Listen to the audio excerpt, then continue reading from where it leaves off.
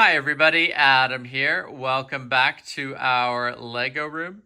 In today's Lego room update video, I want to go over some of the progress we've been making with getting things positioned around the layout. And you'll notice there's been some changes to the positioning of some of the buildings and structures around the layout. So we'll talk through that a bit. Also want to talk through some of the plans for the Lego City portion of the layout and how that's progressing along. And we'll probably cover a few other projects that are ongoing down here in the Lego room. So lots to cover, so let's dive in and get started. So the first thing that you'll probably notice looking at the layout is that the grain elevator has moved from the outer edge where the Lego City was to the interior table here. And the reason behind that is kind of twofold. So after the last video, I was starting to do a lot of the city setup on this table here, which was going to be the new home for the majority of the Lego City and our modular buildings. And as the buildings started to go into place, just wasn't really happy with the location from a lighting and seeing the city perspective. I really like being able to enter the room and look across and see the city down this length of the room. I didn't really appreciate how much I liked that view until I started to really have the city laid out on this side. So that was one reason. The other reason is I wasn't happy with how many buildings I was going to be able to fit down this stretch of table here, because we still needed to have the train curve coming around here, and it was eating into the amount of space for roads and buildings, which I wasn't happy with. And then the other thing that I was starting to notice around the layout was a real lack of space for sidings for trains to be on when they're not running around the layout. We had, if you recall, we had two sidings on that side over there beside the grain elevator, but we were really short on space for sidings on other parts of the layout. So I've managed to address all of those things. So let's take a closer look at where things are now and some of the benefits that will provide. So the first big change you'll notice is the grain elevator is down at this end of the middle table in the layout. And as a result of that location and some of the things we're doing with the track in front of the grain elevator, I was able to move the switch area that was out in front of the grain elevator previously, and that's going to live over here on the end of the tables. So when you come around this curve here from the city, you're going to go into this, and then you're going to have the option to have two sidings off on the side of the main line here. And so those will carry forward probably to about right here. So we're going to have two sidings here. They won't be super long, but they will be nice. It'll give us a couple of spots for trains over on this end of the layout to be stored and displayed. And I'm pretty happy, I think, with what that will give us there. And then the grain elevator will be accessed via these two tracks here. So we're going to have quite a few sidings and really a full-fledged rail yard located on this part of the layout here. So you can see here, coming around the corner here to loop back towards the city, We've got the 104 and R120 radius curves. And then what I'm looking to do is to get some crossover tracks from Trix Bricks, which will go in here. Probably won't necessarily get all of the crossovers initially. Been looking at, they've got some nice 4-track crossovers as well as some 2-track crossovers, which would be really nice. Probably start off with 1 or 2 just to get some initial functionality here, but thinking potentially that we could have as many as 5 or maybe 6 siding tracks here. We got the 2 on this side and then potentially 3 or 4 sidings over on this side, which would all be accessible from the mainline track here. So it would give us a lot of space to store trains, to have trains exiting and entering the flow on the main line, which is important to me because we've got a lot of awesome trains. I want to be able to display those, and I also want to be able to easily have them coming on and off the layout. And what this also gives us the capability of doing here is adding some additional industries and other sort of train support structures along this this edge of the interior part of the layout as well. So obviously grain elevator there, but we could have some other agricultural industry buildings down on this end here. And I was thinking potentially having the coaling tower that we have instructions for maybe down on this end over here.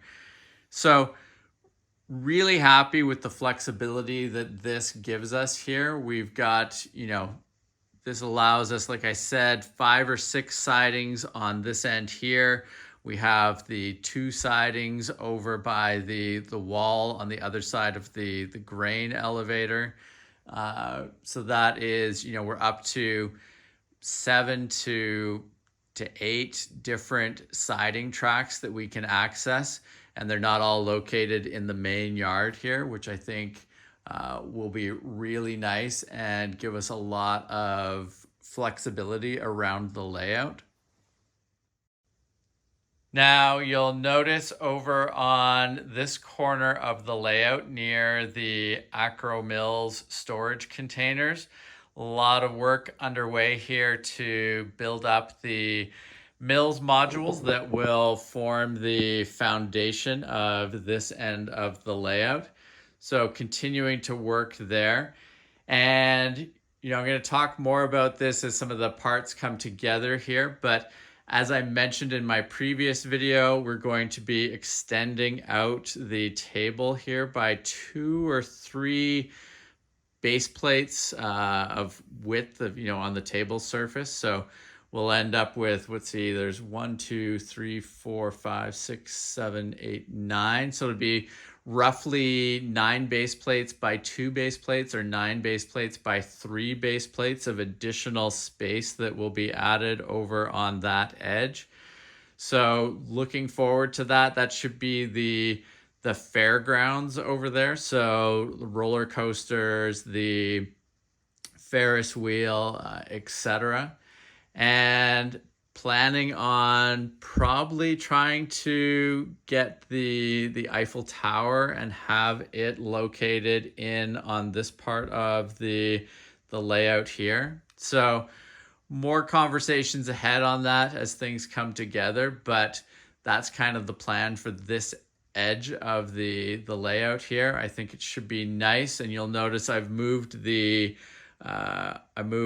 wind turbine base out of this corner here in preparation for, like I mentioned, probably looking to get the Eiffel Tower and fit it in there. I think that would be a good spot for it, and it would be a nice big sort of anchor on that end of the layout there. So that is the plan for that portion there. Now, one of the other things of note here is you'll notice for the time being, I've put the wood insert across this gap again. And this is where I was talking about doing the bridge that would span that, a removable bridge that would span that gap between the tables and make it easier to get in and out of the interior part of the layout. Still planning on working on that bridge in the short term, for ease of making sure that we can get back to a running layout as soon as possible. I've put this back in place and we'll get the track hooked up on this. But we will be still working towards doing the bridge there. And even if the bridge doesn't come back in this specific spot, we will be working on that and getting it up and running, and we will include it somewhere because I think it will be useful for our layout here, and I'm interested to see how it would work.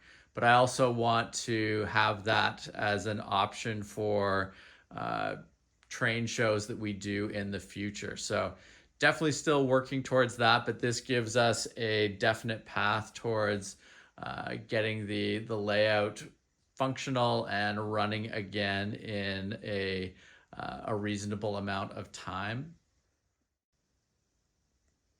And you'll notice that we've got as I mentioned, the wind turbine has moved. So we've got the wind turbine module there that moved from over in the other corner. So currently the two wind turbines are one over there and one down here. So we'll be getting those functional soon. Excited to have those up and running. I think they should look really cool and will add a lot to the overall look of the layout. And then, as I mentioned, starting to get the city set back up in its spot on that side of the table. Not completely set on what the order of all of the buildings will be yet. Just trying a few things out here, and I need to do some more mills conversion on some of the existing modular buildings, and then I've got a number of different modulars queued up to build and add to the city. So we will be working on that in the coming days here, but nice to see the city back there. I think that's going to be a great spot for it, and really happy with how many modulars we'll be able to have out and on display in that portion of the layout there. I'm not going to bring back the park that I was planning on having before. That was, I can't remember if it was 2x2 or 2x3 base plates before, but going to leave that out for the time being to maximize the number of modulars that we can fit in there. And then we'll see over time where it makes sense to add a bigger park like that back into the space, because I think it would be nice. But for now, I really want to focus on trying to get as many of the excellent modulars that we have either built or that we have the parts for up and running, so that we can see all of those in the layout. And with getting the city laid out again here on this side of the table, and really with getting all of the mills modules starting to come together across all of the track portions of the layout and in some of the other areas, I am going to be making a push here on lighting and trying to get all of the street lights that we want put in place on these particular modulars, and also starting to get wiring going throughout throughout all of the mills modules, because I want to, as I've mentioned before, I really want to have lighting throughout the entire layout, whether it be in support of buildings like the grain elevator, or if it's just kind of track support lighting, signals that are around the layout, or lights through the Railyard area that are more sort of not city lighting, but more sort of industrial lighting. I think those are all going to be really important things. So we will talk more about that in a upcoming video, but definitely making that push in the near future here as all of these Mills modules get built up, so that we've got all of the lighting wired up and in there, and then it'll be easy to add the buildings on top of all of that, as well as some of the other structures around the layout. And one other thing worth noting in the Lego room here, really happy with the shelves that we've got now on this end of the room by the Acro Mills storage containers. Not final display stuff on the shelves yet. They're kind of a holding ground for things as I move stuff around the layout and get stuff ready to build and go into its more permanent home. But really happy with what this is going to let us do. Can't wait to finish off the Coliseum and get that displayed here. And, in the short term, it's been a nice place to have, a nice long stretch of shelves where trains can be stored until I can get them back onto the layout. And, it's just a small set of the trains that we plan to have around the layout and the Lego room in general. But, it really does emphasize that, more sidings and more places to have trains around the layout is better, because we've already got a number of excellent trains here, and so many more in the planning and getting ready to build stage. So really happy with what these shelves are affording us in the short term here, and can't wait to see them in a more finished display state. So definitely you will see some upcoming videos as we finish off the Coliseum and some of the other big stadium builds that are going to go on here. And then as the Mills modules around the layout get finished, you'll see these trains move off of here. And then we'll get some other builds finished for this shelf area. In particular, thinking about putting the Titanic here, and there should still be, I think even after getting the Titanic on there should be some room for some other builds on that shelf. And eventually the Winter Village builds will move down into a section of the layout for a Winter Village area. So lots of stuff ahead, but really happy with what these shelves are letting us do in the short term and what we can do with them in the long term as well. So that concludes our Lego room update. Lots of great things going on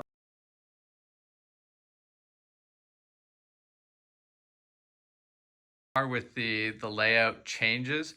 I think things are heading in an excellent direction, and can't wait to see how they continue to develop. If you have not subscribed to the channel, please make sure to do so that you don't miss out on any of our upcoming videos. And thank you very much for watching. We will see you again soon. Take care. Bye.